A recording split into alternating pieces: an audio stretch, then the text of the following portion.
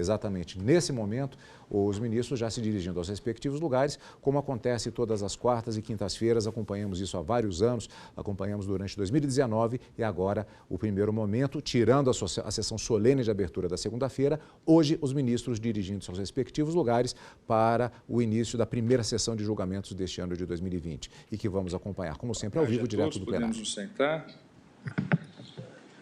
Declaro aberta essa sessão ordinária do Supremo Tribunal Federal e passo a palavra à senhora secretária, que fará a leitura da ata da sessão anterior. Ata da 49ª Sessão Extraordinária do Plenário do Supremo Tribunal Federal, realizada em 19 de dezembro de 2019. Presidência do senhor ministro Dias Toffoli. Presentes à sessão os senhores ministros Marco Aurélio, Gilmar Mendes, Ricardo Lewandowski, Luiz Fux, Rosa Weber, Roberto Barroso, Edson Fachin e Alexandre de Moraes. Ausentes, justificadamente, os senhores ministros Celso de Mello e Carmen Lúcia. Procurador-Geral da República, doutor Antônio Augusto Brandão de Aras. Abriu-se a sessão às 9h56, sendo lida e aprovada a ata da sessão anterior. Pergunto se há alguma observação a ser feita. Não havendo, declaro a ata aprovada. Informo a Vossas Excelências que estão presentes neste plenário graduandos do Instituto de Direito Público de Brasília, Distrito Federal. Sejam muito bem-vindos. Dando início às sessões jurisdicionais, na ordem da pauta, apregou para julgamento com sustentações orais habeas corpus 176.473, procedente de Roraima, de relatoria do ministro Alexandre de Moraes, sendo paciente Railton dos Santos Machado, impetrante a Defensoria Pública da União. Encontram-se inscritos para falar pelo paciente a doutora Tatiana Mello Aragão Bianchini, defensora pública federal, e pela Procuradoria-Geral da República, o doutor Antônio Augusto Brandão de Aras, procurador-geral da República. O ministro Alexandre de Moraes, inicialmente para o relatório. Boa tarde, presidente, ministra Carmen, ministra Rosa, ministros, doutoradas. Trata-se aqui, presidente, de habeas corpus, impetrado contra acordo na 6ª turma do Superior Tribunal de Justiça, proferido no julgamento do agravo regimental número tal. Paciente condenado por tráfico transnacional de drogas, em apelação, também é confirmado a apelação, houve recurso ao Superior Tribunal de Justiça, pleiteando-se a prescrição. O tema todo, e como haverá sustentações orais, eu vou reduzir o relatório, o tema todo diz respeito à interrupção ou não da prescrição em virtude do acórdão confirmatório de sentença condenatória. Entendi por bem, inclusive, a manifestação da Defensoria Pública da União, entendi por bem submeter ao plenário para que o plenário pudesse pacificar de uma vez por todas essa matéria, porque, como é bem salientado pela Defensoria Pública da União, há vários julgados da primeira turma da Corte entendendo pela interrupção da prescrição, nessas hipóteses, do acórdão confirmatório da sentença condenatória, e há outros julgados da segunda turma entendendo pela inexistência dessa interrupção. É o relatório. Passo a palavra pela Defensoria Pública, doutora Tatiana Mello Aragão Bianchini. Boa tarde, senhor presidente, eminente ministro relator, cumprimento também os demais ministros dessa corte, senhor ilustre representante do Ministério Público, senhora secretária. Excelências, o paciente nesses autos, como destacou o relator, ele foi condenado por crime de tráfico de drogas. Na época, ele contava com menos de 21 anos de idade, recebeu uma pena corporal de 1 ano, 11 meses e 10 dias. Pena essa que foi substituída por restritiva de direitos, dentre elas uma prestação pecuniária fixada em R$4.000. Houve recurso da defesa, visando, primeiramente, a desclassificação do 33 para o 28 e, de forma subsidiária, a redução dessa prestação pecuniária. O TRF da primeira região negou provimento ao recurso de apelação, o que resultou na interposição de recurso especial. Recurso esse que veio a ser admitido pela vice-presidência do TRF no que se refere à tese da prescrição superveniente, sendo os autos alçados ao Superior Tribunal de Justiça, onde teve decisão monocrática dando pelo seu não provimento. Decisão essa que foi referendada posteriormente pela 6ª turma, ao entendimento de que o acórdão que confirma a sentença condenatória é marco interruptivo do prazo prescricional. Esse foi o acórdão que veio a ser submetido a esse tribunal pela via do habeas corpus. Foi distribuído ao eminente ministro Alexandre de Moraes, que inicialmente indeferiu a ordem por entender que esse entendimento do STJ estaria conforme as decisões desse tribunal. E, de fato, está conforme o entendimento da 1ª turma, que entende tal qual foi definido pelo STJ. No entanto, esta compreensão não é partilhada pela 2ª turma dessa Corte, que tem entendido em sentido diametralmente oposto. Eu peço venha a Vossa Excelência para ler um pequeno trecho do RE 12.02.790, da relatoria do ministro Celso, publicado em agosto do ano passado. Jurisprudência desta Suprema Corte, cujas decisões corretamente distinguem, para efeito de interrupção da prescrição penal, entre acórdão condenatório e acórdão meramente confirmatório de anterior condenação penal, em ordem a não atribuir eficácia interruptiva do lapso prescricional à decisão do tribunal que simplesmente nega provimento ao recurso interposto pelo réu contra a anterior sentença condenatória. Foi uma decisão à unanimidade. Vê-se, portanto, que este tema tem gerado considerável insegurança jurídica, uma vez que a questão tem sido definida, ao fim e ao cabo, pelo algoritmo da distribuição, prejudicando imensamente os assistidos que chegam a essa Corte. Portanto, bem explicitada, Excelência, a necessidade de apreciação do caso por este plenário, é de se destacar que o Instituto da Prescrição, presente não apenas na legislação brasileira, tanto no âmbito civil quanto no âmbito penal, ele reconhece que o decurso do tempo possui efeitos também relevantes no âmbito do ordenamento jurídico. Nessa linha, a prescrição penal estabelece que o Estado dispõe de um prazo para exercer o seu direito de punir, de modo que o acusado não permaneça de maneira indefinida com uma espada de Damocles sobre sua cabeça, aguardando. Portanto, de início, eu acho importante destacar que não se afigura razoável entender uma eventual dificuldade do sistema de justiça para lidar com a quantidade de processos que aporta nos tribunais como um argumento a justificar o alongamento dos prazos prescricionais. Faço essa ponderação porque esse é um tema que costuma tangenciar as discussões que envolvem prescrição. A questão da forte demanda que pressiona o sistema de justiça. Observe-se, no entanto, que o mesmo prazo prescricional previsto na legislação e que varia de 3 a 20 anos, a depender da gravidade do caso concreto, esse mesmo prazo que é dado ao juiz para, uma vez recebida a denúncia, chegar a uma sentença, o que vai passar por diversos atos, dentre eles interrogatório, diligências diversas, prazos para as partes se manifestarem, talvez expedição de carta precatória. Esse mesmo prazo é devolvido aos tribunais, claro, não havendo hipótese de condenação, porque é uma das causas de interrupção da prescrição, para analisar a correção dessa sentença, sendo de se destacar que as cortes superiores sequer entram nas questões fáticas, analisam apenas as questões de direito. Então, acho que, em princípio, não é razoável que se entenda que a legislação não equacionou o tema de maneira adequada. Um outro ponto que eu acho importante mencionar, porque também tangencia as discussões que envolvem prescrição, é a questão do abuso no direito de recorrer.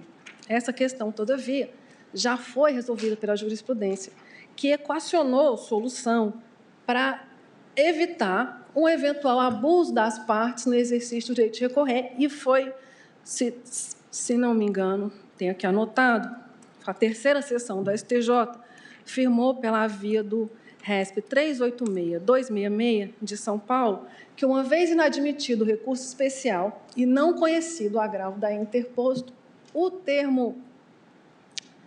trânsito em julgado ele vai retroagir à data do último dia do prazo para a interposição do recurso admissível. Postas essas duas premissas, Excelências. E essa questão também, ele é igualmente, esse entendimento firmado pelo STJ em sede da 3ª sessão, ela também é utilizada por essa Corte. Também peço venha para ler um pequeno trecho do RE 11.58.966, em que foi destacado que que os recursos excepcionais, extraordinário e especial, quando declarados inadmissíveis, não obstam à formação da coisa julgada, inclusive da coisa julgada penal, retroagindo à data do trânsito em julgado, em virtude do juízo negativo de admissibilidade, ao momento em que é esgotado o prazo legal de interposição das espécies recursais admitidas. Postas essas duas premissas, observa-se que a lei penal ela não tem palavras inúteis. Tampouco se pode a ela acrescer palavras inexistentes. E aqui, o inciso 4 do artigo 117, que é justamente o inciso que está em debate, ele não traz o termo confirmatório, como foi utilizado no caso concreto. Ao contrário, aliás, do que ocorre no inciso 3, em relação à decisão de pronúncia. Observe, dentre as causas que justificam a interrupção da prescrição, o inciso 1 traz o recebimento da denúncia ou da queixa, o 2, a pronúncia. O 3 fala expressamente a decisão confirmatória da pronúncia. O 4 fala na publicação da sentença ou acórdão condenatório recorrível, o que data máximo venha, só pode ser compreendido como aquele acórdão que impõe uma condenação antes inexistente, ou ao menos aquele que acrescenta uma nova condenação em desfavor do acusado. Nunca poderia ser entendido como um acórdão que meramente nega provimento ao recurso da defesa. Então, excelência, observe que, ao contrário aqui do que ocorre com o inciso 3º, o inciso 3, que fala expressamente que a decisão confirmatória da prenúncia interrompe a prescrição, não houve tal tipo de previsão no inciso 4, de modo que a conclusão de que o acórdão confirmatório da condenação também implica a interrupção da prescrição resulta em interpretação extensiva e contrária aos interesses do réu, o que não pode se admitir em sede de prescrição penal. Outro ponto que eu acho importante mencionar é a questão do efeito substitutivo dos recursos, que tampouco autoriza a ampliação do conteúdo da norma. Este efeito recursal, previsto no Código de Processo Civil, no sentido de que o julgamento proferido pelo tribunal substitui a decisão impugnada no que tiver sido objeto de recurso, não é hábil, data venha, novamente, a alterar as disposições de direito penal material. Aliás, fosse possível que o efeito substitutivo dos recursos fosse utilizado para fins de definição de causas interruptivas da prescrição, poderia chegar a uma interpretação, ao meu ver, esdrúxula, de que aquela sentença que interrompeu e que foi substituída deixaria de interromper a prescrição, que acredito que não é uma interpretação razoável, inclusive contra lege. Destaco ainda já uma dificuldade interpretativa final nessa compreensão que até agora prevaleceu nesse caso. Veja bem, surge a questão, e se a apelação da defesa não envolver a condenação, for dirigida apenas no que se refere à dosimetria da pena, não vendo a condenação a ser analisada pelo tribunal, nem mesmo de ofício, ainda assim haveria interrupção da prescrição? E, em caso positivo, se assim o fosse, todo e qualquer acórdão não absolutório e recorrível também interromperia a prescrição? Chegaria-se à conclusão, ao fim, ao cabo, de que estaria eliminada na prática a prescrição superveniente. Além, é claro, de se tratar de um entendimento absolutamente extensivo e contrário à defesa em sede de prescrição penal. Já encaminhando para o encerramento, excelências, no caso concreto, a pena do réu, que tinha menos de 21 anos na data do fato, ela foi fixada em menos de 2. A denúncia foi recebida em junho de 15, a sentença foi proferida em abril de 16 e o acórdão que negou o provimento ao apelo da defesa foi publicado quase 2 anos depois, em março de 2018. O recurso especial interposto foi apreciado em maio de 2019 e, manejado agravo regimental, teve o provimento negado em junho deste mesmo ano. Assim, temos que o último termo interruptivo da prescrição foi a sentença condenatória, uma vez que a apelação da defesa, ao ser apreciada pelo tribunal, ele se limitou a negar provimento ao recurso, sem impor nova condenação, sem sequer agravar a pena imposta ao paciente. De modo que, nos termos da legislação de regência, a Defensoria entende que restou configurada a prescrição e pede seja reconhecida por essa egrégia Corte. Muito obrigada pela atenção de Vossas Excelências. Agradeço a Defensora Pública Federal, doutora Tatiana Mello Aragão Bianchini.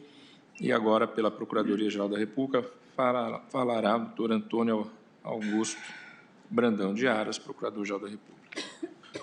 Boa tarde a todos e a todas. Cumprimento o senhor presidente, ministro Dias Toffoli, o senhor relator, ministro Alexandre de Moraes, senhoras ministras, senhores ministros, senhoras e senhores advogados, servidores, servidoras. Acerca do tema em debate, sempre me manifestei, inclusive quando atuava no Superior Tribunal de Justiça, no sentido de que o acórdão confirmatório da condenação constitui marco interruptivo da prescrição, tendo a primeira turma desta Corte Constitucional entendido no mesmo sentido desde 2017, no julgamento do HC 138.088 do Rio de Janeiro.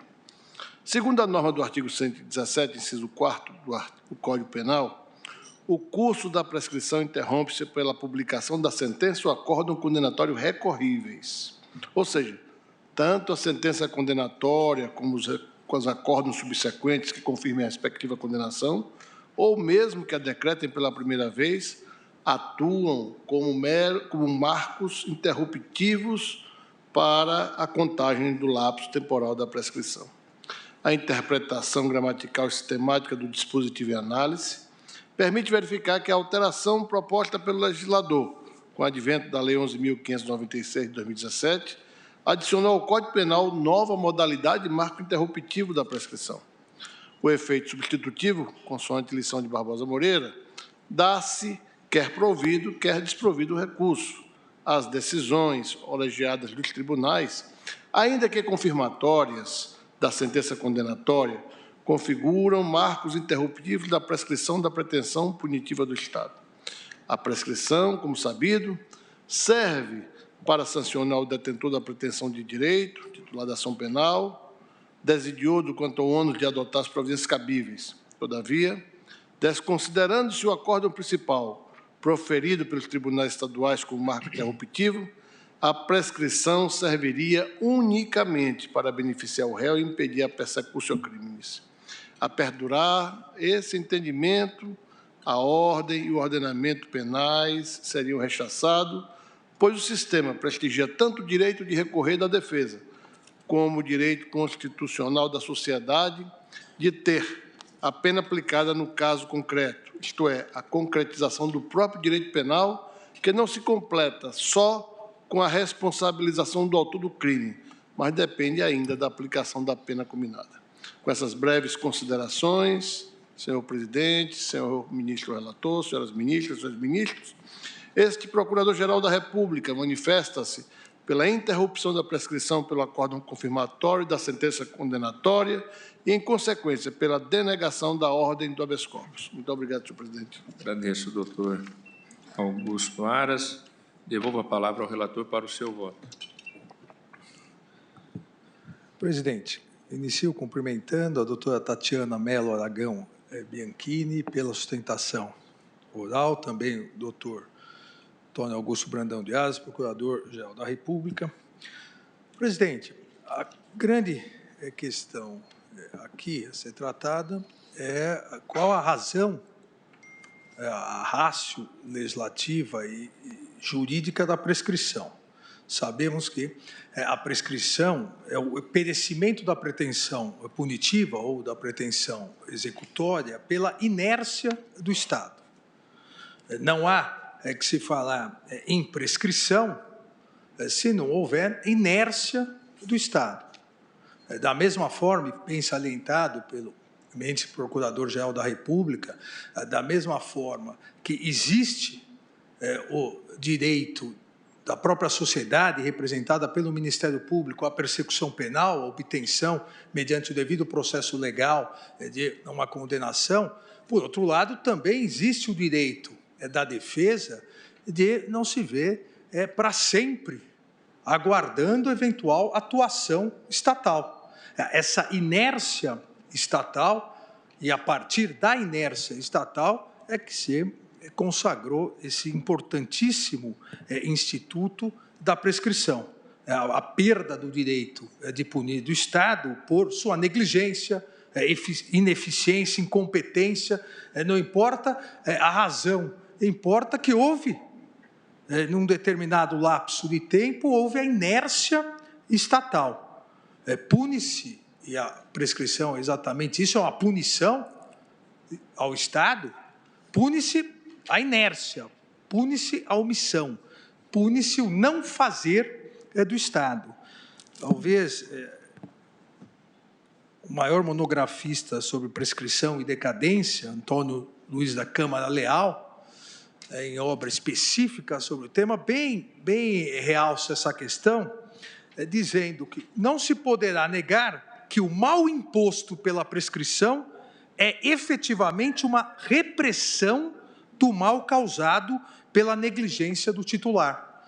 Ou seja, uma reação legislativa, uma reação do direito a um outro mal causado, ou seja, a negligência do Estado, seja o Estado acusador, seja o próprio Estado julgador, ao não atuar. Exatamente por isso, o artigo 117 do Código Penal, em todas as suas previsões, em todos os incisos, em todas as previsões de causas interruptivas da prescrição, prevê hipóteses onde demonstrado que o Estado não ficou inerte. Cada uma das hipóteses previstas no artigo 117, de previsão de interrupção da prescrição, demonstra exatamente isso. Por que se interrompe aqui? Porque aqui não houve inércia. Nesse lapso daqui até aqui, num determinado momento, por exemplo, o recebimento da denúncia, o Estado atuou. Se o Estado atuou, não pode haver, voltando aqui à expressão feliz de Câmara Leal, não pode haver uma repressão contra um mal não causado, não houve negligência do titular. Decisão de pronúncia interrompe a prescrição, o recebimento da denúncia, e no inciso 4º do artigo 117, se apresenta como causa interruptiva da prescrição a publicação da sentença ou acórdão condenatórios recorríveis. O Código Penal não faz, a meu ver, presidente, ministros, o Código Penal não faz distinção entre acórdão condenatório inicial, acórdão condenatório confirmatório de decisão, acórdão condenatório que confirma a condenação, mas diminui a pena. O Código Penal, expressamente, e a partir da reforma legislativa, a eventual dúvida que poderia existir, ao meu ver, nem mais se justifica, o Código Penal, expressamente no inciso 4º do artigo 117, diz: a publicação da sentença ou acórdão condenatórios recorríveis. Em outras palavras, a publicação da decisão de primeira instância condenatória interrompe a prescrição. A publicação da decisão condenatória de segunda instância, igualmente, interrompe a prescrição. E não seria razoável, a meu ver, outro entendimento, porque estaríamos realmente a beneficiar, eu não diria nem, como vários doutrinadores colocam, vários posicionamentos colocam, nem recursos protelatórios. Eu não entraria nessa questão porque, efetivamente, a defesa tem o direito de recorrer numa decisão condenatória. E se o acórdão condenatório confirma, tem o direito de pleitear, segundo as normas processuais e constitucionais, um recurso especial, um recurso extraordinário. Esse é o dever, direito da defesa, de acordo com o devido processo legal. Mas não seria razoável a interpretação diferenciadora de um acórdão condenatório inicial e um acórdão condenatório confirmatório? Não seria razoável porque em nenhum dos dois casos houve inércia estatal, inércia a caracterizar a possível prescrição.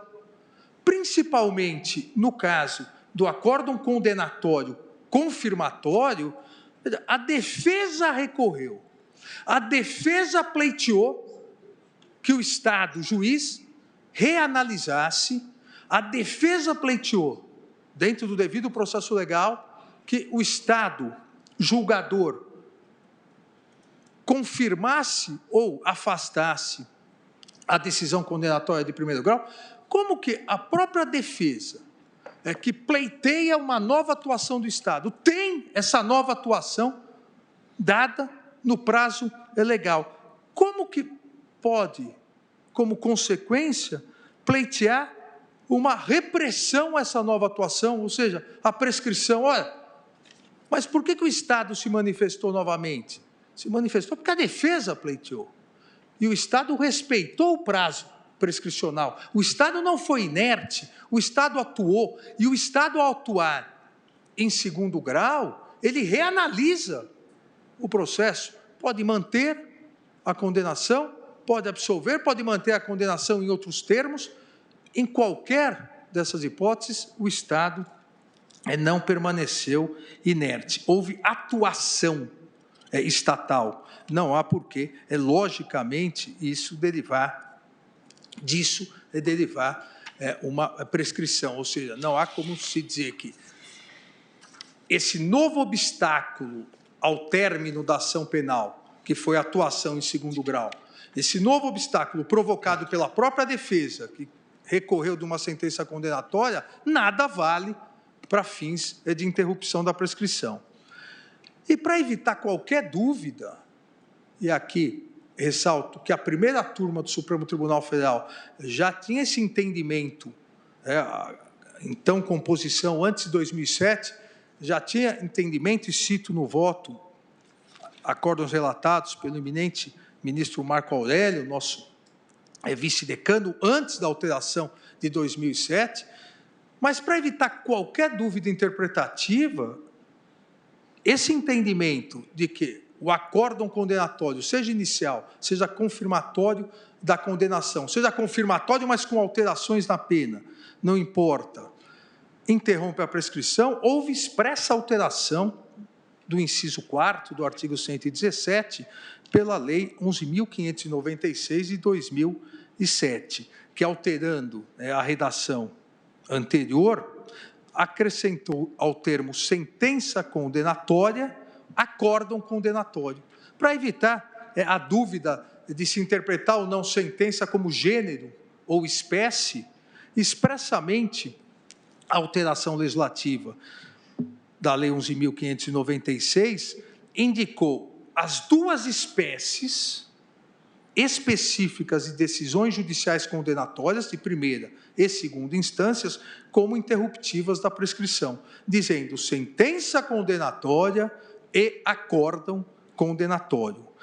Aqui foi uma clara opção política legislativa para dirimir qualquer dúvida interpretativa. Como disse, haviam posicionamentos nos dois sentidos, em virtude da antiga redação do inciso 4º se referia ao gênero sentença, aqui especificamente se colocou para evitar que o vocábulo anterior decisão desse margem a dúvidas. Cito, inclusive, um trecho de relatoria no HC 92.340 do eminente ministro Marco Aurélio, que afirma exatamente isso, abre aspas, a meu ver, e peço licença para ir adiante, a Lei número 11.596/07 não apenas consagrou a nossa jurisprudência, mas inseriu no inciso 4º mais um fator de interrupção, pouco importando sentença condenatória anterior. Basta que o acórdão, confirmando essa sentença, também e por isso mesmo, mostre-se condenatório.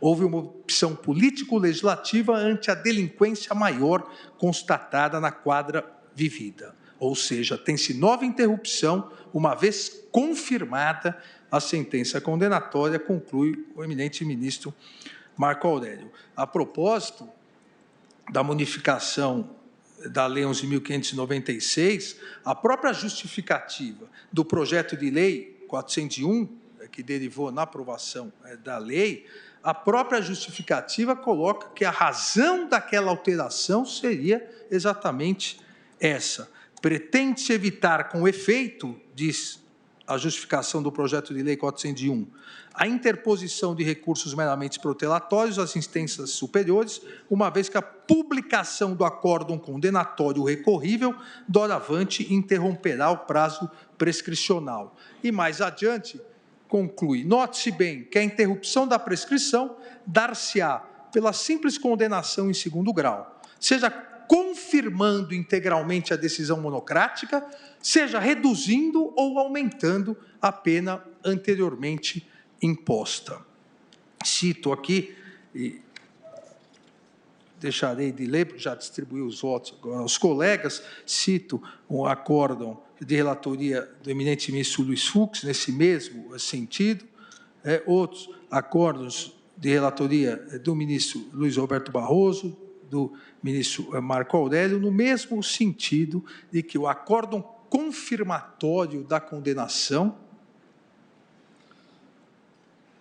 independentemente dos seus termos, interrompe a prescrição, seja mantendo integralmente a sentença condenatória, seja alterando seus termos. Mas o que importa, e volto à noção inicial da prescrição, o que importa é que não houve negligência, ineficiência, incompetência, não houve não fazer, uma atuação negativa do Estado. O Estado atuou a tempo, o tribunal reanalisou e efetivamente deu o seu pronunciamento, um pronunciamento que e também foi salientado da tribuna, e não podemos deixar de considerar, o efeito substitutivo das decisões passíveis de reforma do âmbito recursal. Não significa que, ao substituir a sentença condenatória, o acórdão retira todos os efeitos da sentença condenatória, inclusive o fato de ser causa interruptiva da prescrição. Obviamente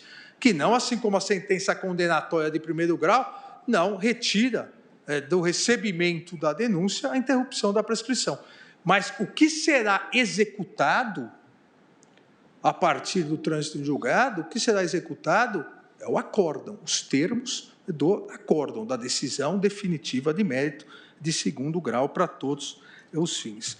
Aqui também cito a doutrina e, entre elas, lições precisas nesse sentido do professor Frederico Marques, que na apelação plena, a decisão de segundo grau substituirá a decisão apelada. Ou seja, o que será executado para todos os fins é a decisão de segundo grau. No presente caso, o crime de tráfico transnacional de drogas foi cometido em 17 de 4 de 2015, punível com pena de 5 a 15 anos de reclusão, aumentado de 2/3, recebimento da denúncia em 18 de 6 de 2015, sentença condenatória 11 de 4 de 2016, publicada em 2 de 6 de 2016, pena imposta 1 ano e 11 meses, Tribunal Regional Federal da Primeira Região negou provimento ao recurso de apelação interposto pela defesa, em acórdão publicado 14 de 3 de 2018, o réu, ora paciente menor de idade, 21 anos, então prazo prescricional de 4 para 2 anos, mas com a interrupção do acórdão, a interrupção da prescrição pela publicação do acórdão do Tribunal Regional Federal da Primeira Região, não ocorreu a prescrição.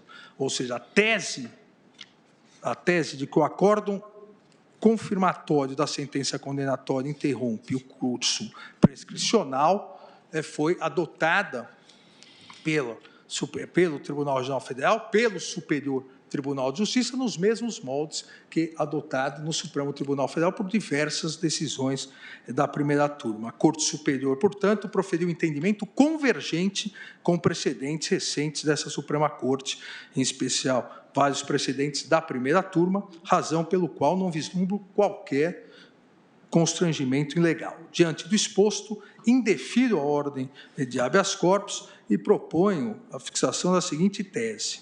Nos termos do inciso 4º do artigo 117 do Código Penal, o acórdão condenatório sempre interrompe a prescrição, inclusive quando o confirmatório da sentença de primeiro grau seja mantendo, reduzindo ou aumentando a pena anteriormente imposta. É o voto, presidente. Agradeço, ministro Alexandre de Moraes. Como vota? Pois não, ministra Carmen? Não, apenas para efeito só depois de afirmação de voto. Constava para nós como sendo um agravo que Vossa Excelência está mantendo a denegação da ordem, e Vossa Excelência conclui pela denegação da ordem, ou seja...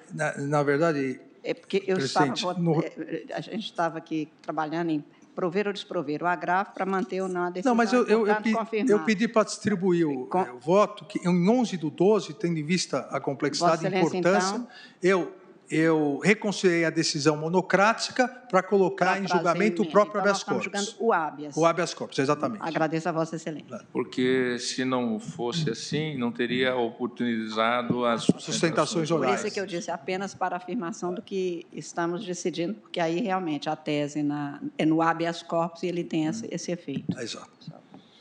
Ministro Luiz Edson Fachin. Senhor presidente, saúdo Vossa Excelência e aos eminentes pares, e, em modo especial, o eminente ministro relator, ministro Alexandre de Moraes, que traz essa importante questão ao plenário, não apenas pelo relevo que a matéria tem, mas também para uniformizar as compreensões dos órgãos fracionários desse Supremo Tribunal Federal, e Vossa Excelência prontamente trouxe à pauta, saúdo, portanto, essa pronta inclusão de um tema efetivamente relevante.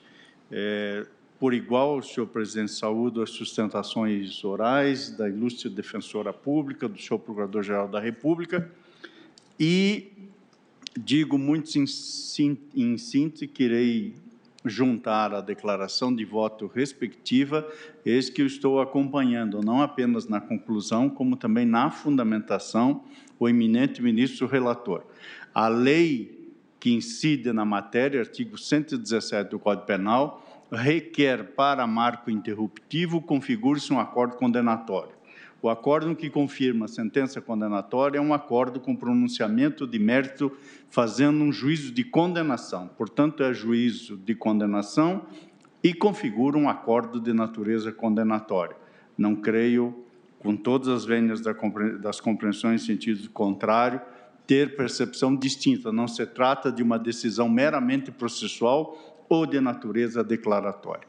Portanto, com essa breve manifestação, cumprimentando o relator, acompanho integralmente Sua Excelência e irei juntar a declaração de voto. Agradeço, ministro Fachin. Ministro Luiz Roberto Barroso.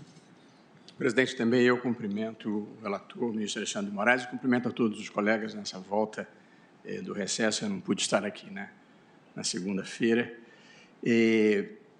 Eu, presidente, vou tecer algumas breves considerações sobre esse tema da prescrição penal, porque acho que ele é um tema que anda um pouco desarrumado.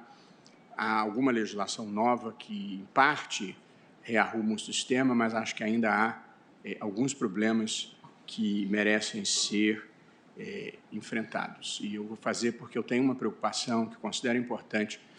Eu acho que o devido processo legal é uma das categorias mais importantes do direito constitucional e do direito penal. Mas nós temos que ter algum cuidado para não desmoralizarmos esse instituto milenar e o colocarmos também a serviço da impunidade e do incentivo à criminalidade. Portanto, é preciso ter as coisas na sua justa medida. O que é que nós temos aqui? O réu, a hipótese, o réu foi condenado a 1 ano, 11 meses e 10 dias de reclusão por tráfico internacional. A pena foi substituída por medidas restritivas de direito, portanto, ele não está preso. Esse é o primeiro ponto que eu gostaria de destacar.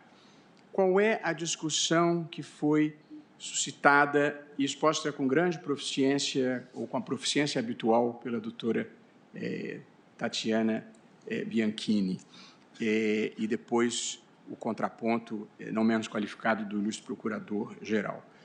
A questão jurídica é a seguinte: o réu foi condenado em primeiro grau de jurisdição, a pena privativa de liberdade substituída por medidas restritivas. Ele apela para o tribunal e o Tribunal Regional Federal da Primeira Região mantém a condenação. Como é corrente em processo, quando o tribunal mantém a condenação, na verdade, essa é uma força de expressão, porque o tribunal substitui a condenação. O acórdão, que confirma a decisão de primeiro grau, é que passa a ser o título condenatório. A alegação da defesa é a de que o prazo de prescrição deveria ter sido contado da decisão de primeiro grau e não da decisão de segundo grau, que confirmou a de primeiro grau. Mas Rexius substituiu a de primeiro grau. É bem verdade que a tese da defesa tem como fundamento antecedentes do próprio Supremo Tribunal Federal, que se justificava, em parte, porque na redação original do Código Penal, o artigo 117 previa o seguinte: o curso da prescrição interrompe-se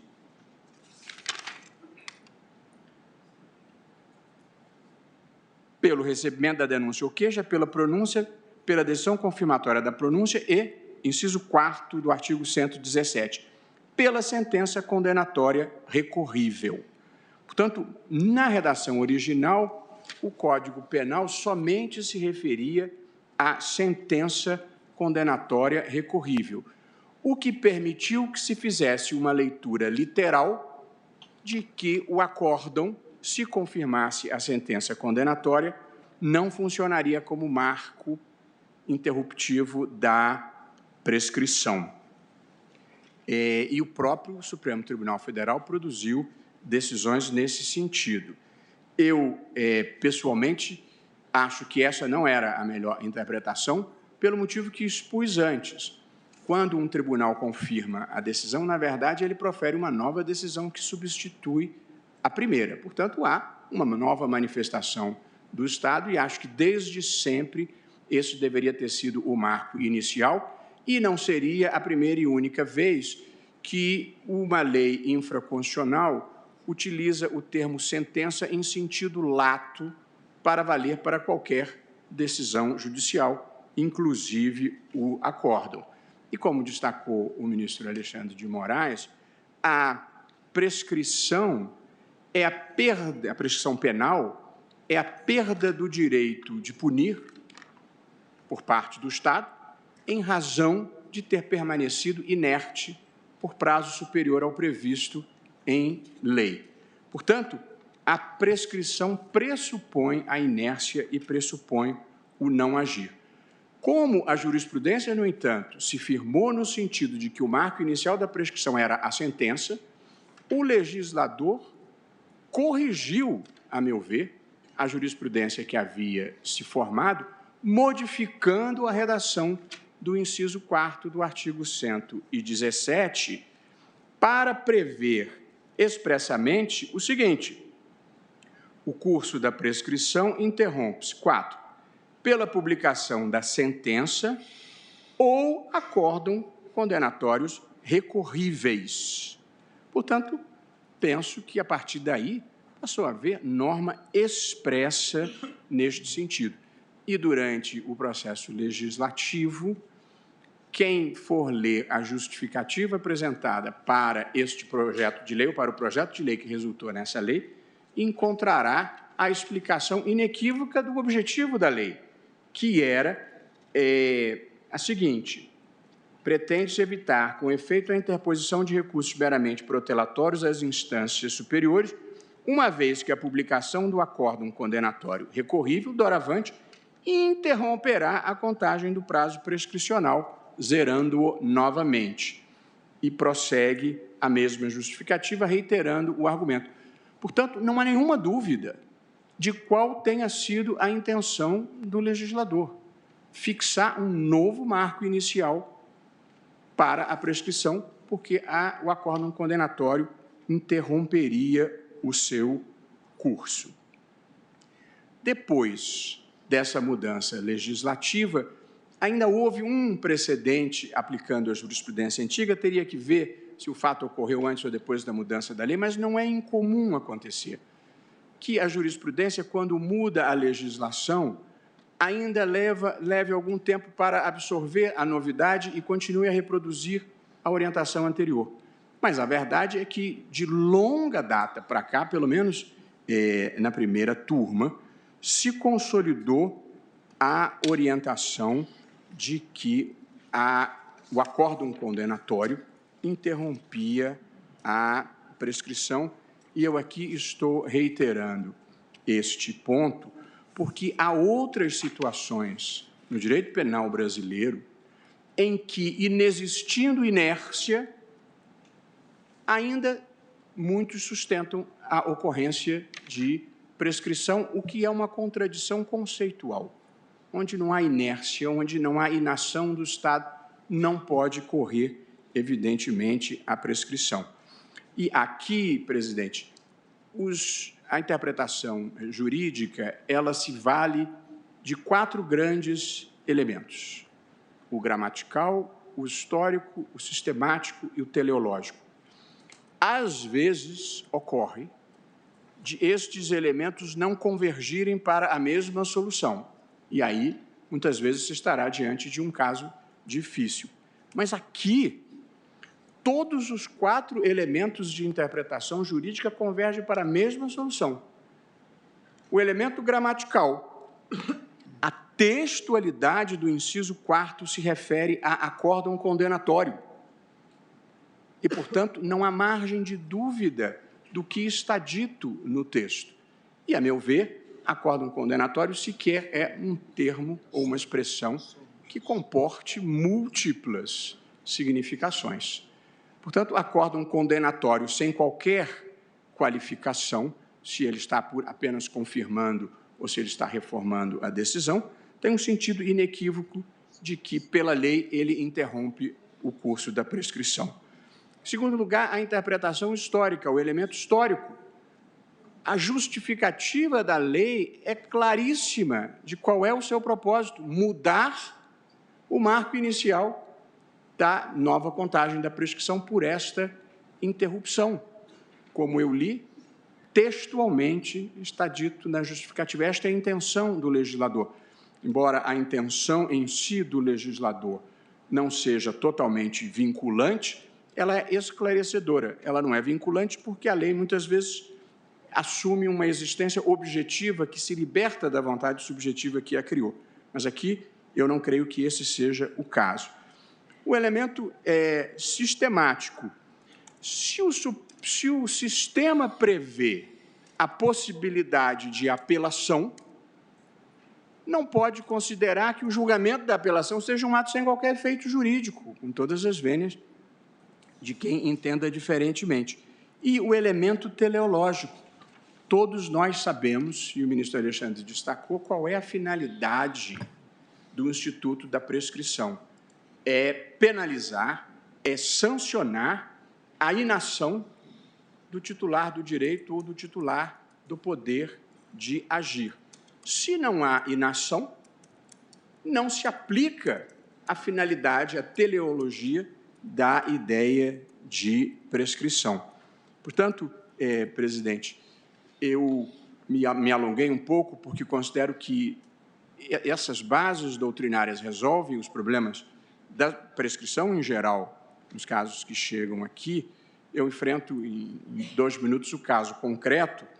A pena foi inferior a 2 anos e, portanto, o prazo prescricional aqui seria de 4 anos. Como o réu é menor de 21 anos, esse prazo se reduz à metade. Porém, portanto, era 4, passa para 2. A decisão que está aqui em discussão foi proferida, o acórdão condenatório, em 27 de fevereiro de 2018.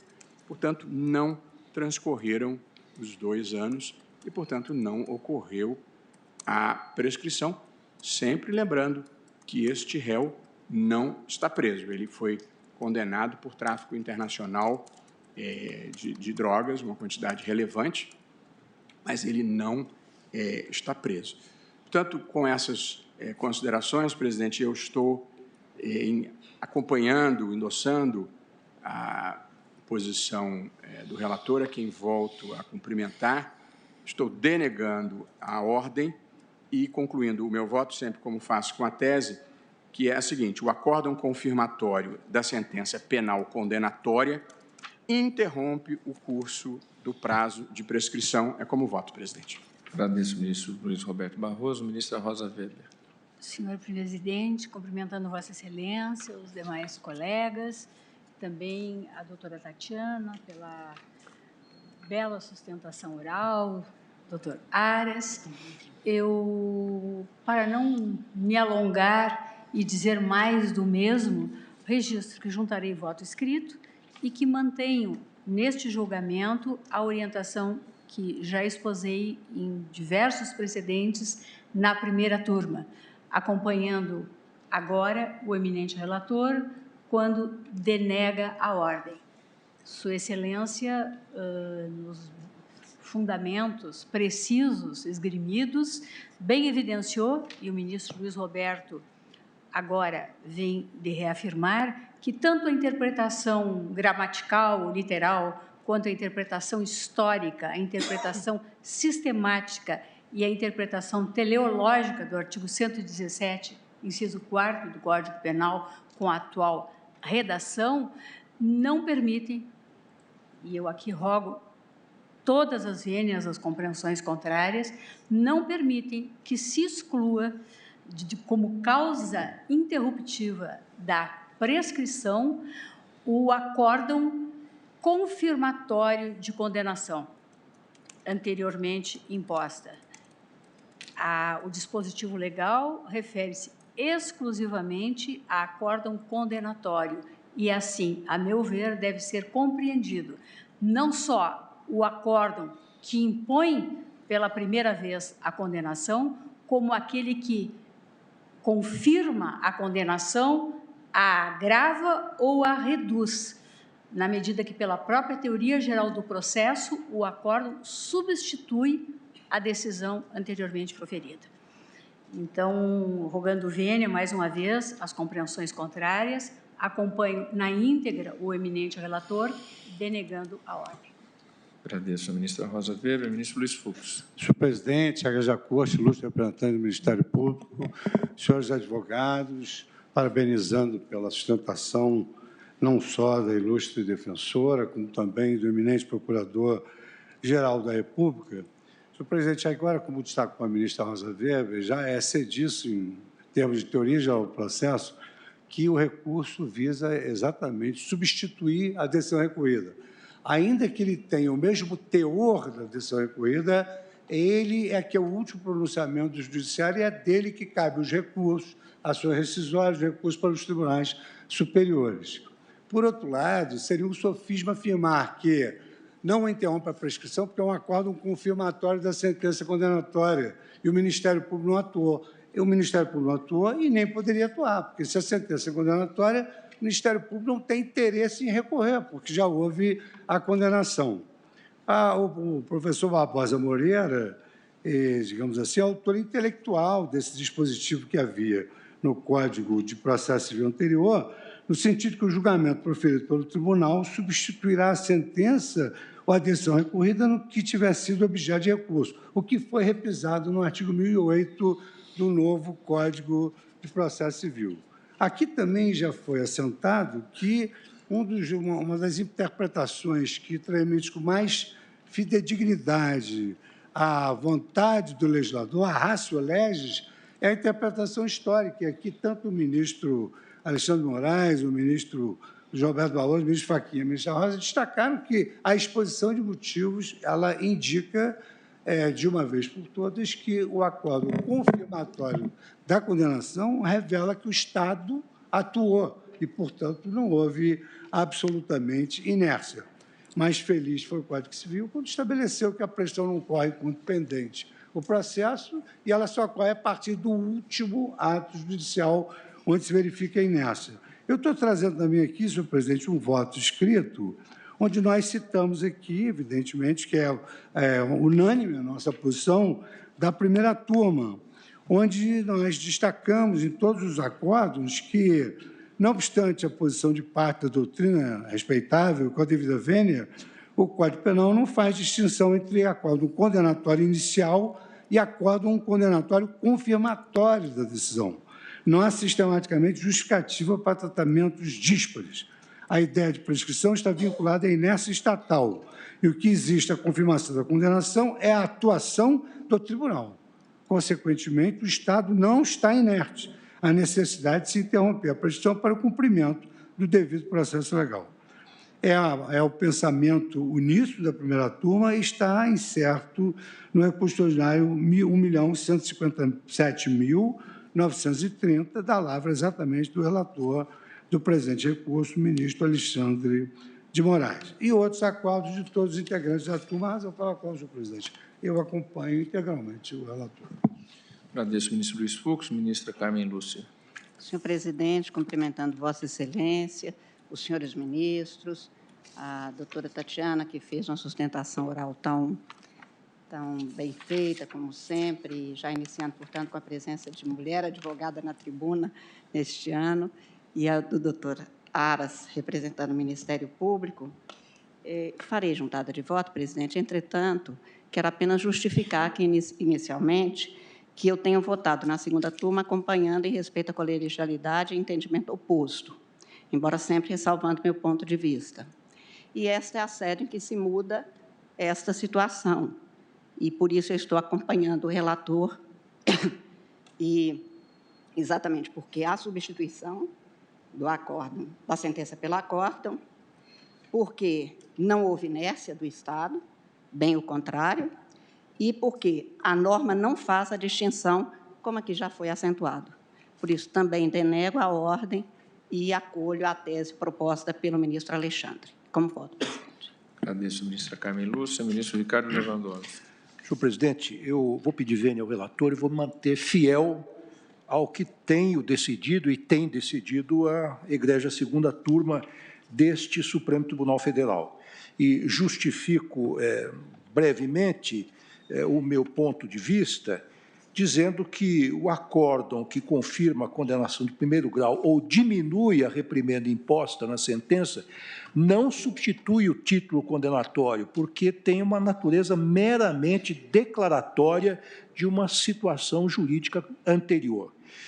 A causa de interrupção prescricional prevista no inciso 4º do artigo 117 do Código Penal refere-se, entre aspas, a acórdão condenatória, cuja compreensão hermenêutica mais adequada não abarca o acórdão confirmatório do édito condenatório proferido em primeiro grau. Isso, a meu ver, está cristalino no artigo 117, inciso 4º, que diz o seguinte: o curso da prescrição interrompe-se pelo quê? Pela publicação da sentença ou acórdão condenatório recorríveis.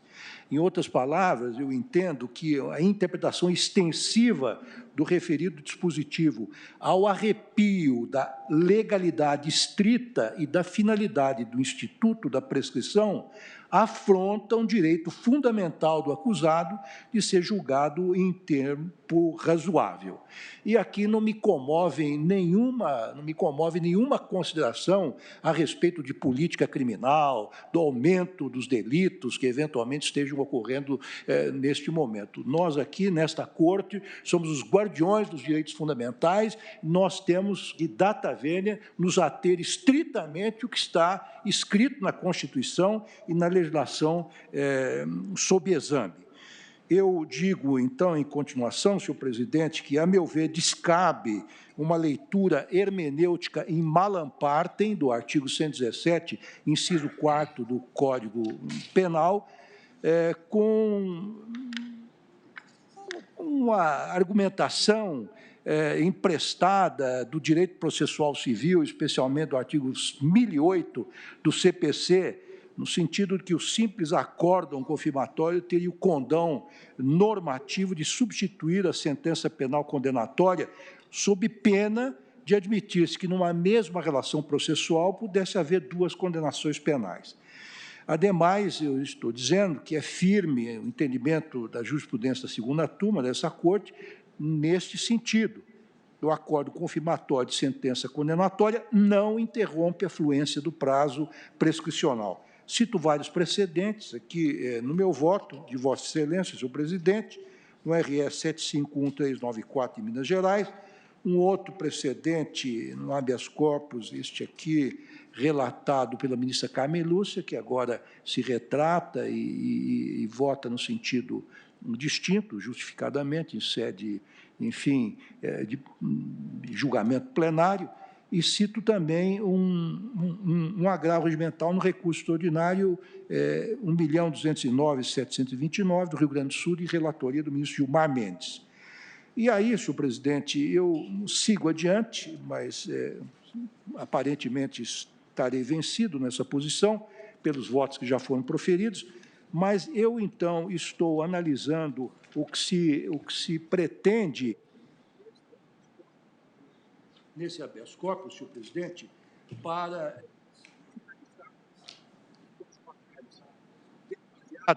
do que consta nos autos, para finalizar, dando provimento ao recurso para conceder a ordem e, por consequência, declarar extinta a punibilidade do paciente em razão da prescrição operada nos autos, com fundamento no artigo 107.4 do Código Penal. É como voto. Presidente, ministro Ricardo Lewandowski, abre divergência no sentido de conceder a ordem. Como voto o ministro Gilmar Mendes? Eu também, presidente, vou pedir vênia ao ministro Alexandre e aqueles que o acompanharam para manter a posição que vem sendo adotada na segunda turma, conforme precedentes que já foram aqui elencados, inclusive um da relatoria de Vossa Excelência. Cito a doutrina, especialmente de Guilherme de Souza Nutti, em que ele pergunta: e quanto ao acórdão confirmatório da decisão condenatória? Diz ele, não foi incluído na alteração. Logo, nesse caso, não se pode utilizá-lo para interrupção da prescrição. Seria uma interpretação extensiva, desnecessária e contrária aos interesses do réu. Ouvidou-se boa oportunidade para tê-lo incluído também como causa interruptiva da prescrição.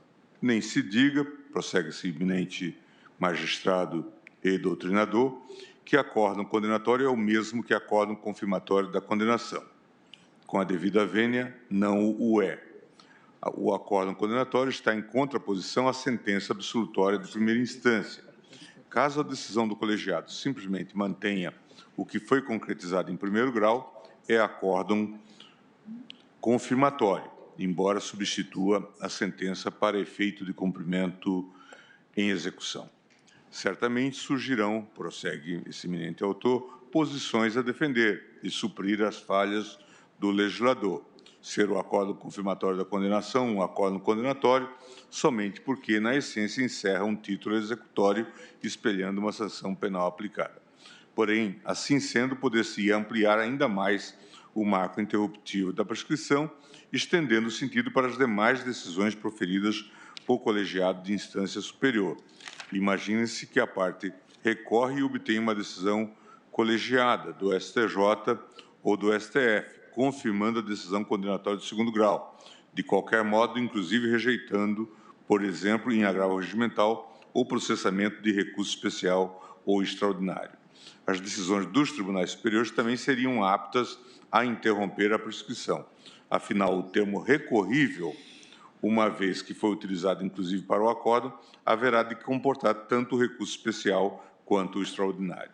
Outra interpretação não se adaptaria, pois inexiste recurso ordinário contra acórdão condenatório proferido em segunda instância. A ampliação da interrupção da prescrição em prejuízo do réu seria evidente, prossegue ele. O legislador fez incluir somente o acórdão que condena e não aquele que confirma a condenação já existente. Se for considerado este último como abrangido pela reforma da Lei 11.596, prossegue NUT, nada impede que todo e qualquer outro acordo que, de algum modo, confirme a decisão condenatória anterior possa servir de marco interruptivo da prescrição. Tal medida iria eliminar, na prática, a existência da prescrição intercorrente. E, por isso, conclui. Não nos parece adequado ampliar o significado da expressão acordo condenatória na exata medida em que implicaria desnecessária interpretação extensiva contra o réu. Portanto, eu concedo a ordem. Ministro Gilmar Mendes acompanha a divergência, concedendo a ordem. Ministro Marco Aurélio. Presidente, o artigo 117 encerra fatores interruptivos sucessivos. O faz quanto à pronúncia. Havendo a pronúncia, tem-se a interrupção da prescrição. E, confirmada a pronúncia no julgamento do recurso em sentido estrito, verifica-se o mesmo fenômeno. Pelo Código de Processo Civil, aplicável subsidiariamente ao processo penal, tem-se que o acórdão, reformando ou confirmando a sentença de origem, adentrando, portanto, o mérito, a substitui.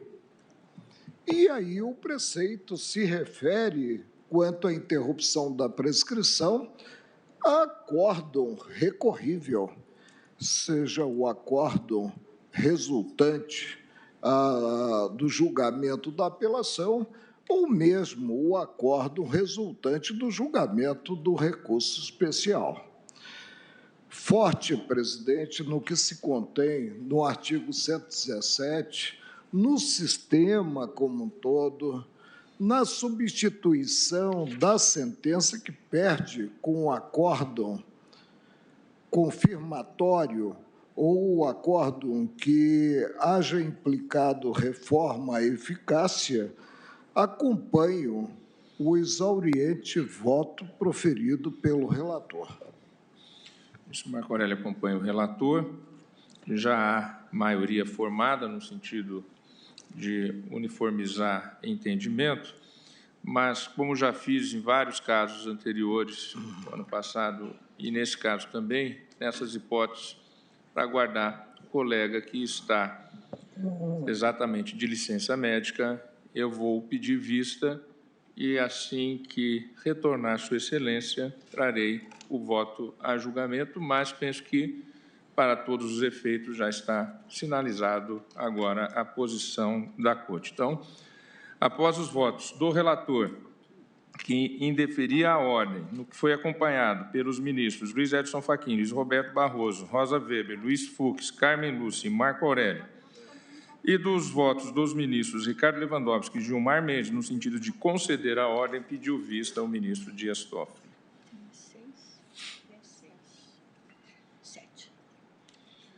De relatoria do ministro Luiz Roberto Barroso, tema 22 da repercussão geral, um dos primeiros, portanto, do nosso histórico. O tempo do Joaquim, foi o ministro Joaquim Barbosa que sugeriu a repercussão geral, bem antigo. Trata-se do recurso extraordinário 560.900, tema 22, restrição à participação em concurso público de candidato que responde a processo criminal. Recorrente, Distrito Federal. Recorrido, Robério Agostinho da Silva, a Amices Cures, e consta que, após o voto do ministro Luiz Roberto Barroso, relator, que negava provimento ao recurso, no que foi acompanhado por fundamentos diversos pelo ministro Luiz Edson Fachin, pediu vista dos autos do ministro Teori Zavascki. Constou aqui, ministro Marco Aurélio, impedimento pela papeleta de Vossa Excelência em ata de julgamento anterior. Muito embora nós estejamos evoluindo nessa questão do impedimento. Certamente atuou no processo, na origem, a desembargadora Sandra de Santos. Sim. O que é Melo? É Melo também. Então, o ministro Marco Aurélio não participa do julgamento e o ministro Alexandre de Moraes, que sucedeu Sua Excelência, o saudoso ministro Teori Zavascki, tem o voto, então, para trazer nesta oportunidade. Presidente, fazendo um rápido resumo do caso, até porque retorna quase 4 anos após a discussão, recurso extraordinário com repercussão geral. Tema 22, restrição à participação em concurso público de candidato que responde a processo criminal. Aqui foi interposto um mandado de segurança, a partir de mandado de segurança, impetrado o contrato que indeferiu a matrícula do impetrante, ora recorrido, em curso de formação de cabos da Polícia Militar. O artigo 11 da Lei 7.289, de 84, Estatuto dos Policiais Militares da Polícia Militar do Distrito Federal, prevê a exigência de idoneidade moral para a matrícula nos cursos de formação dos estabelecimentos de ensino da PM Distrito Federal. Com base nisso, o edital de convocação para o curso de formação de cabos estabeleceu como requisito para inscrição não ter o candidato sido denunciado por crime de natureza dolosa. Essa disposição editalícia justificou a exclusão do recorrido da relação de servidores que realizaram a pré-matrícula para o curso, pois contra ele existia processo penal que tramitava em primeira instância, imputando-lhe o cometimento de crime de falso testemunho. O Tribunal de Justiça do Distrito Federal manteve sentença que considera a ordem, negando o provimento à apelação do Distrito Federal, nos termos seguintes, e cito aqui. O julgamento do recurso extraordinário iniciou-se, como disse Vossa Excelência, em sessão de 11 de maio de 2016, quando o ministro Luiz Roberto Barroso proferiu voto negando o provimento ao recurso extraordinário por entender ilegítima a exclusão de candidato de concurso público com base em simples processo penal em andamento. E, na ocasião, Sua Excelência propôs algumas teses. É vedada, em regra, a eliminação de candidatos em concurso público com base em inquéritos ou processos penais em andamento. A eliminação dos candidatos nessas hipóteses pressupõe condenação penal por órgão colegiado definitiva. Deve haver relação de incompatibilidade entre a natureza da infração penal pela qual o condenado, o candidato e as atribuições do cargo por ele pretendido. A lei pode exigir requisitos mais rigorosos para determinados casos, em razão da relevância das atribuições envolvidas. E, finalmente, é vedada, em qualquer caso, a valoração negativa de simples processo em andamento, salvo situações excepcionalíssimas e de indiscutível gravidade. Em seguida, votou o eminente ministro Edson Fachin, acompanhando o relator na resolução do caso concreto, mas ressaltou, com relação à fixação da tese, a necessidade de previsão em lei dos critérios que ensejariam a exclusão de candidatos de concursos públicos com base em condenação criminal não transitada em julgado. Face disso... Desculpe interromper, mas não há divergência quanto a isso. Essa foi a posição que eu trouxe e creio que dialogamos Portanto, nessa foi direção. consignado como divergência de fundamentação, Mas com perdão de interrupção, ministro Alexandre, isso, de fato, tal como Sua Excelência acaba de registrar, consta no meu voto. E do meu também. Perfeito. O eminente, saudoso ministro Teori, pediu vista que herdei. Presidente, inicialmente, e aqui me parece uma observação importante, entende que o presente caso concreto não permite uma abordagem ampla sobre a acessibilidade a cargos públicos. Não se trata aqui do caso concreto, e isso me parece importante destacar, da definição de uma tese de repercussão geral em relação a todos aqueles que pretendem acessar determinada carreira, porque aqui é um concurso interno, com todas as características de concurso interno. Aqui, um policial militar que já fazia parte da corporação, um policial militar que está sujeito a todo o regimento da Polícia Militar, se inscreveu para um concurso interno da Polícia Militar. Não se trata aqui de acesso inicial a concursos públicos, mas sim de uma ascensão funcional interna, regulamentada e disciplinada detalhadamente pela Lei 7.289, de 84, o Estatuto dos Policiais Militares da Polícia Militar do Distrito Federal. Ou seja, o recorrido que já integrava a Polícia Militar, praça, condição de soldado, o recorrido servidor público militar, soldado da Polícia Militar, sujeito integralmente ao regulamento disciplinar da instituição, pretendeu a progressão funcional da carreira mediante acesso ao curso de formação de cabos. Ou seja, ele é soldado para que possa obter uma promoção a cabo, precisaria fazer o curso de formação de cabos. Para que possa se inscrever a esse curso, há toda uma regulamentação, que eu volto a dizer, por isso, parece que o corte aqui é muito menor do que o acesso geral a concursos públicos.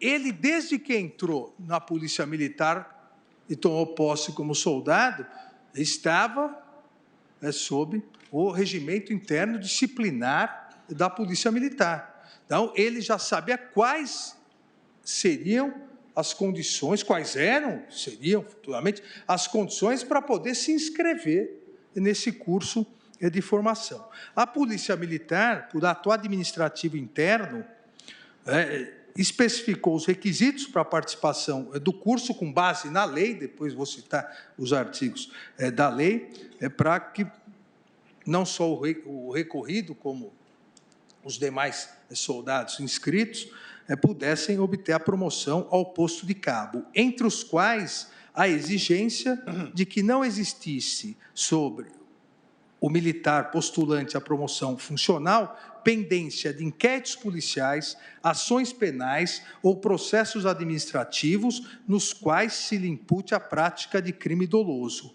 Ou seja, havia com base da previsão legal, o artigo 11 da Lei 7.289, de 84, que delegava essa possibilidade ao regime disciplinar, a qual o soldado já estava subordinado, essa previsão de que, para poder se inscrever no concurso interno para cabo, não poderia estar respondendo, deveria aguardar a solução do seu inquérito, ação penal ou processo administrativo, nos quais, e aqui me parece também a existência da razoabilidade, nos quais se lhe imputasse a prática de crime doloso, simplesmente. E, efetivamente, havia, em relação ao recorrido, pendência dessa natureza, decorrente da imputação por crime de falso testemunho, artigo 342 do Código Penal. Assim, embora seja um procedimento público de avaliação, não se trata, e essa diferenciação me parece, por isso que repito novamente, extremamente importante, não se trata de acesso originário a cargo público de concorrência ampla e aberta a toda a sociedade. Trata-se, na realidade, de um procedimento interno de aferição de mérito funcional, de abrangência restrita, porque envolve apenas o universo dos policiais militares da localidade, os soldados que pretendiam chegar a cabo. Esses já todos subordinados desde o seu ingresso na Polícia Militar ao regimento disciplinar, estabelecido com base no artigo 11 da citada lei. Os parâmetros da avaliação são pertinentes a uma relação, e aqui é a grande diferença, a uma relação estatutária previamente constituída. Já havia uma relação estatutária previamente constituída entre o Estado e os policiais militares submetidos à disciplina militar que pretendessem a se inscrever e realizar o curso de formação para cabo, em que há regras específicas de conduta nada semelhantes às que são exigíveis de candidatos a concursos em geral, que, via de regra, sequer possuem vínculo com a administração pública. Então, eu faço essa delimitação porque, por esse motivo, entendo que a solução do eventual caso deve atingir a peculiaridade dessa demanda, ou seja, concurso interno, a exigência ou não de concurso interno. O fato de se tratar de servidor público militar, os chamados, a partir da Emenda Constitucional 18, militares dos Estados e Distrito Federal, que exerce, esse servidor público militar, atividade de segurança pública e que já se encontra submetido, nos termos da Lei 7.289/84, já se encontra submetido aos princípios da disciplina e hierarquia da instituição militar, demanda uma análise diferenciada daquela cabível para a generalidade de situações que envolvem concursos públicos para acesso originário a cargo público. A profissão militar recebeu tratamento especial no texto constitucional, especialmente nos artigos 142, parágrafo 3º, que remete ao artigo 42, aos militares dos Estados, em que há expressa exceção a direitos sociais conferidos a todos os trabalhadores e que possibilita, legitima, e mais do que isso, determina a edição de lei específica para que se regulamente o Estatuto dos Policiais Militares. No caso, a Lei 7.289, de 84, Estatuto dos Policiais Militares da Polícia Militar. O mesmo ocorre com as demais atividades de segurança pública, cuja essencialidade e a privatividade do exercício pelo poder público, a impossibilidade de um exercício compartilhado com a iniciativa privada justifica um regramento próprio e, em certos aspectos, mais restrito. Nós analisamos detalhadamente isso no ARE 654-432, julgado no plenário, no qual se analisou o direito de greve, inclusive para a inexistência do direito de greve, inclusive para servidores da Polícia Civil. Por esse motivo, tenho que a exigência de idoneidade moral para a progressão da carreira militar é plenamente legítima e consistente com o texto constitucional. Seria excessivo e desproporcional, uma vez que já havia prévia fixação legal, a exigência de trânsito em julgado para que se atribuísse ao fato consequência de natureza não penal, como aqui é cogitada, de permitir um juízo de idoneidade para a aferição do mérito. Aqui, o que se prevê, o que se estipula é com base na lei, então há previsão legal. Artigo 11 da Lei 7.289, que prevê que a matrícula nos cursos de formação e ascensão interna, além de diversos requisitos, é idoneidade moral, e a previsão conforme edital do concurso, ou seja, há previsão legal.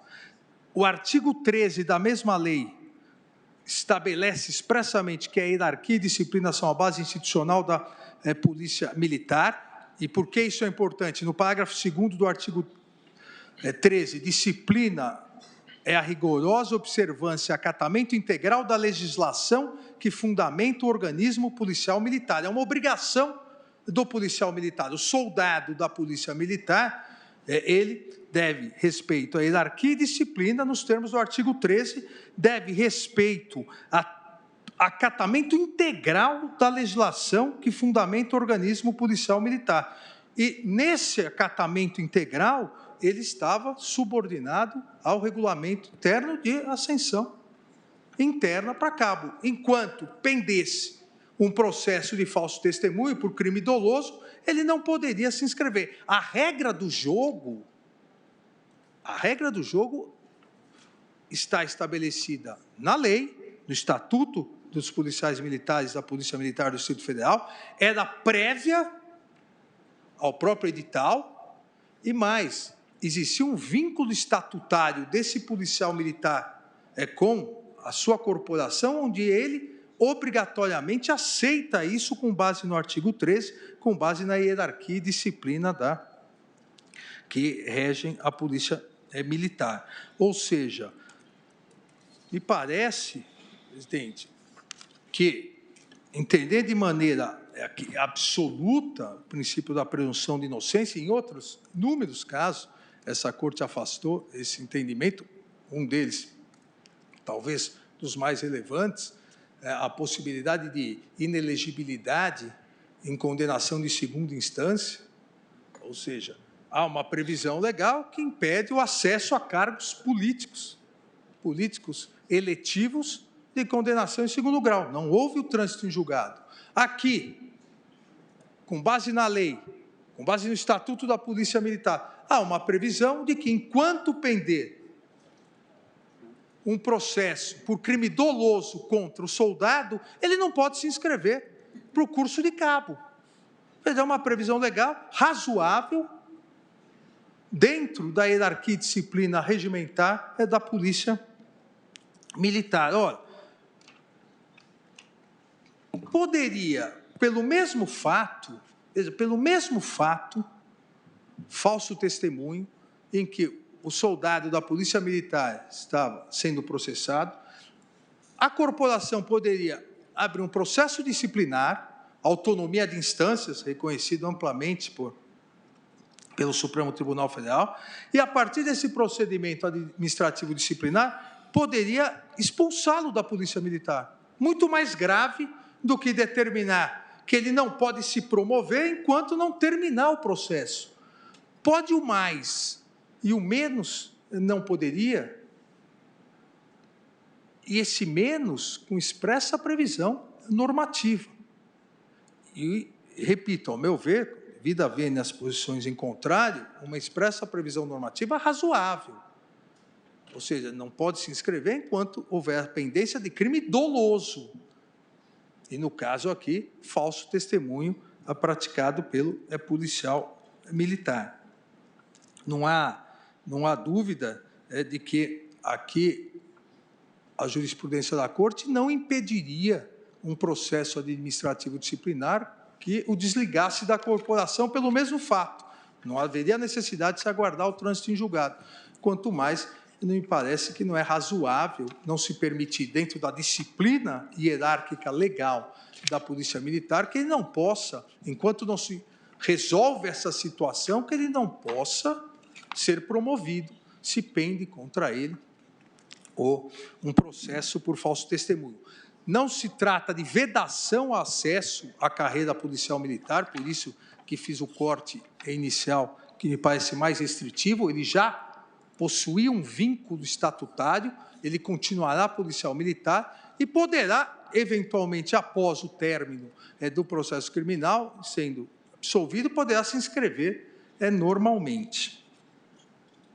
Dessa forma, senhor presidente, aqui pedindo todas as vênias ao eminente ministro relator, o requisito de idoneidade moral, que a partir do artigo 11, consta expressamente da Lei de Regência no artigo 11 e no artigo 40 da Lei 7.289 de 84, que permitiu ao administrador, dentro do seu regimento disciplinar, e com a edição da regra editalícia, com a delimitação de critério pelo qual a prática de crime doloso durante a investigação, durante o inquérito, ação penal, processo disciplinar por crime doloso impede a inscrição, me parece que esse requisito é plenamente constitucional. Então, com base nesses argumentos, presidente, pedindo todas as vênias, eu dou provimento ao recurso extraordinário do Distrito Federal para cassar a decisão do Tribunal Regional Federal, que julgou, que anulou o ato administrativo da Polícia Militar, que afastou a inscrição do policial militar. E, eventualmente, após a conclusão do julgamento, se necessário for, apresentarei a tese.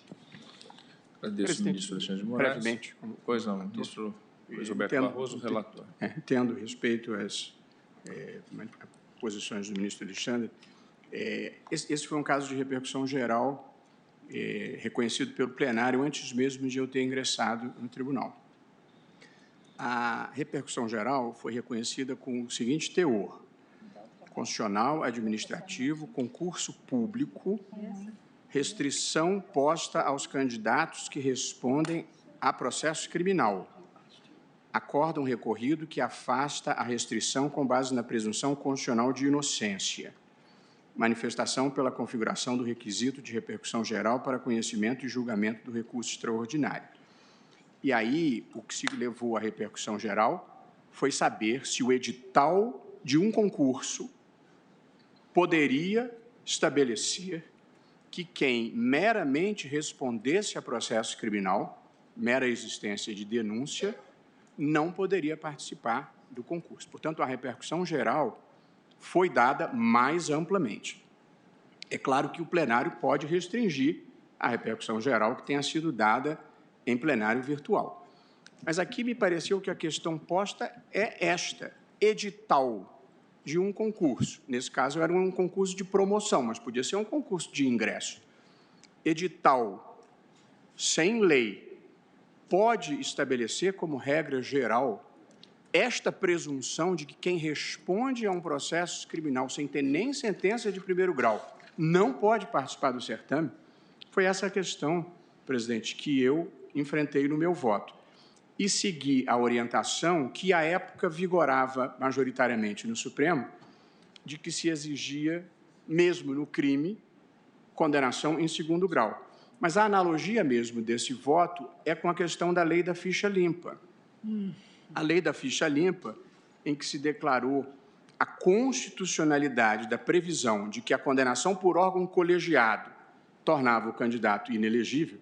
Portanto, se para ser candidato a deputado federal ou a senador se exige uma condenação em segundo grau, para o sujeito prestar um concurso técnico e passar por exames de mérito e de títulos, você exigiria condição mais gravosa?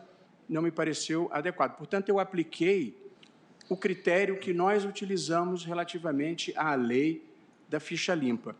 E ainda fiz um acréscimo, que é a condenação tem que ter algum tipo de relação com o cargo postulado.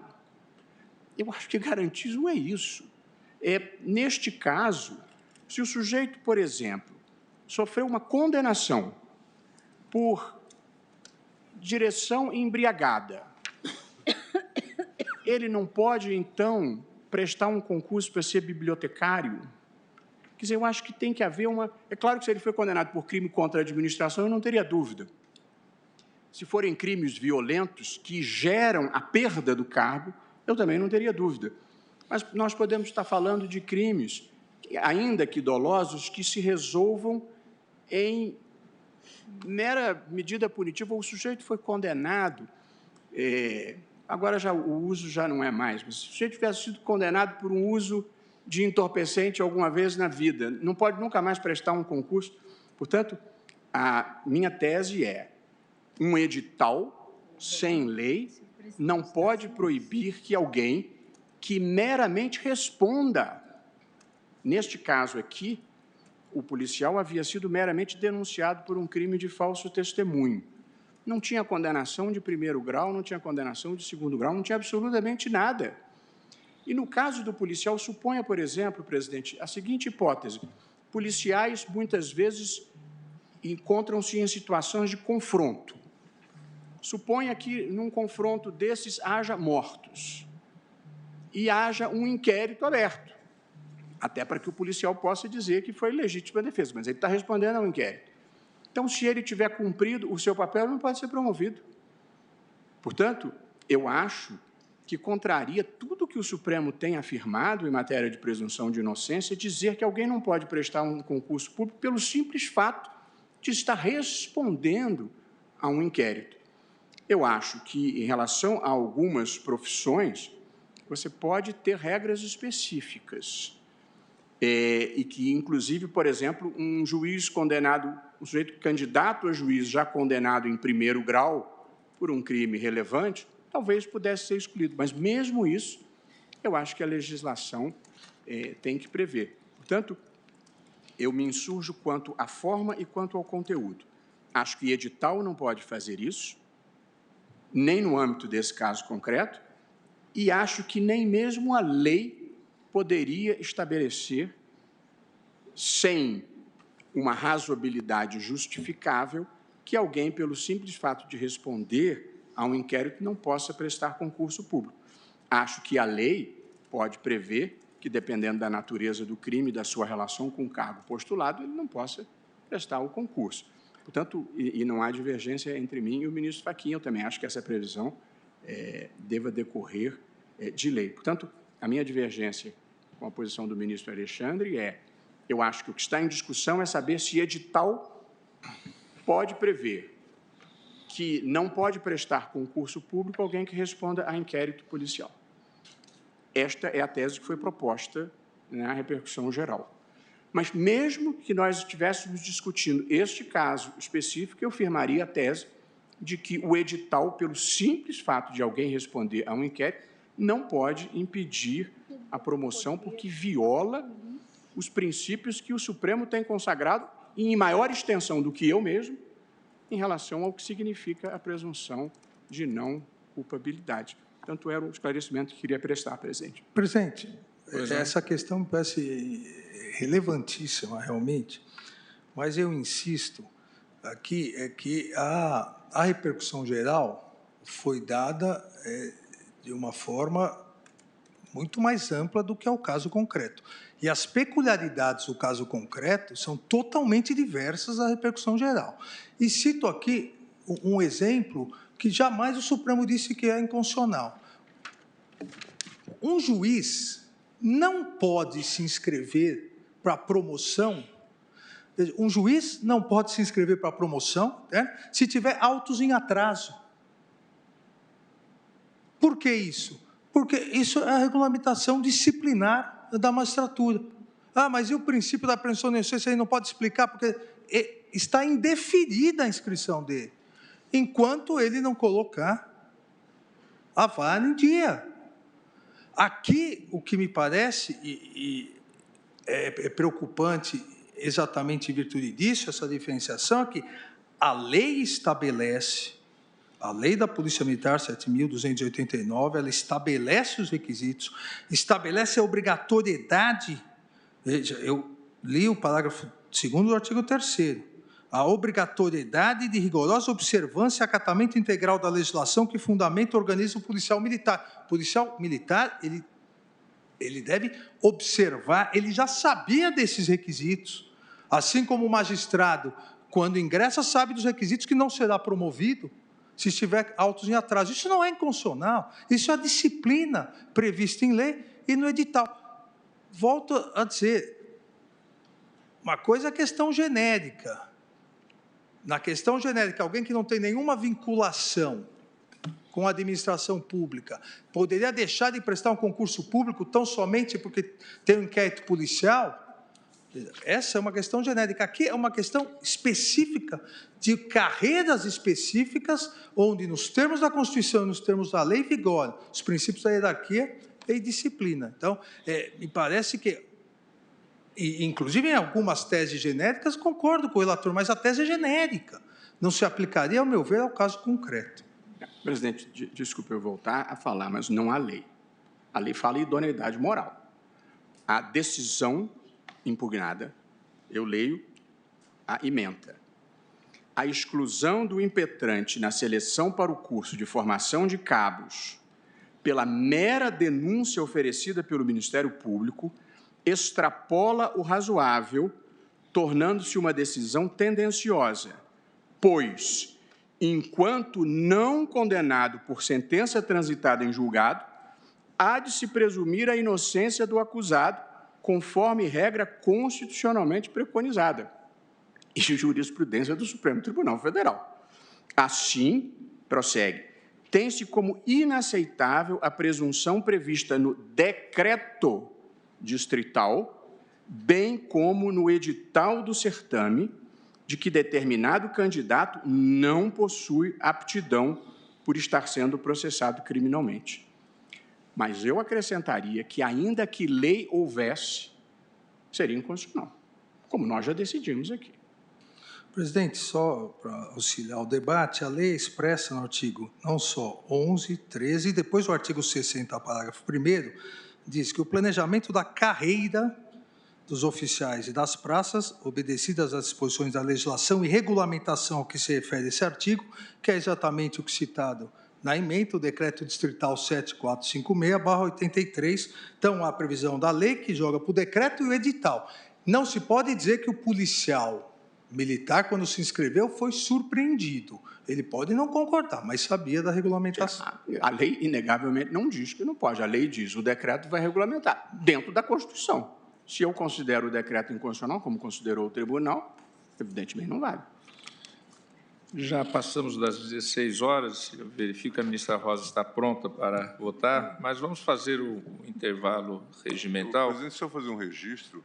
Este é um caso que fica bastante evidente a inadequação da repercussão geral. Não tem nada a ver com a proposta do relator, isso veio de gestões prévias, mas mostra uma série de peculiaridades. Nós tivemos um caso já faz algum tempo em que eu mesmo propus que se retirasse o reconhecimento da repercussão geral. E este é um caso que está inçado de peculiaridades a partir dos exemplos que estão sendo... Eu iria comentar alguma coisa sobre isso posteriormente, mas já que Vossa Excelência abordou o tema, analisando o voto do ministro Alexandre de Moraes, ao se olhar o caso específico, podemos ter uma visão distinta realmente e as razões estão postas e colocadas em ambos os votos proferidos, do relator e o voto que ora traz o ministro Alexandre de Moraes. A minha preocupação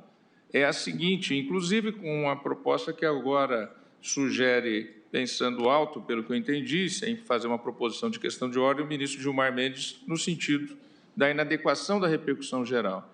Mas vejam... Me perdoe, eu acho que saber se um edital deixa eu concluir. Pode prever que a simples existência de um inquérito impede um concurso ou a promoção de uma pessoa, eu acho que viola a Constituição. Mas só para concluir, o fato é que essa repercussão geral ela foi votada em 8 de fevereiro de 2008.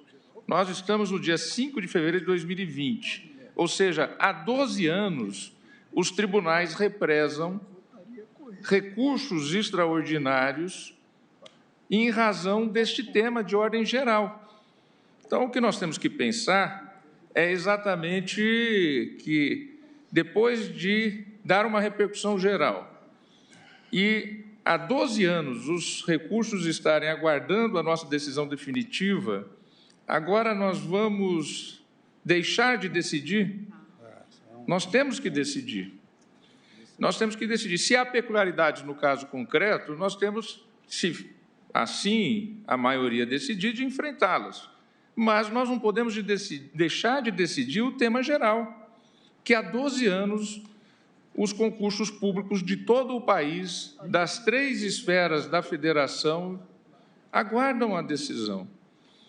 Então, eu entendo o voto do ministro Alexandre de Moraes, um voto que foi a fundo no caso específico, mas era essa questão que eu queria deixar à reflexão dos colegas. Só para reiterar o que Vossa Excelência está assentando, é que várias vezes aqui nós destacamos que na repercussão geral há uma objetivação do recurso extraordinário, onde se julga uma tese geral, e a parte subjetiva, que às vezes nem sempre coincide com a tese, que é o caso concreto. Já fizemos várias vezes isso. Eu, então, suspendo a sessão para o intervalo regimental.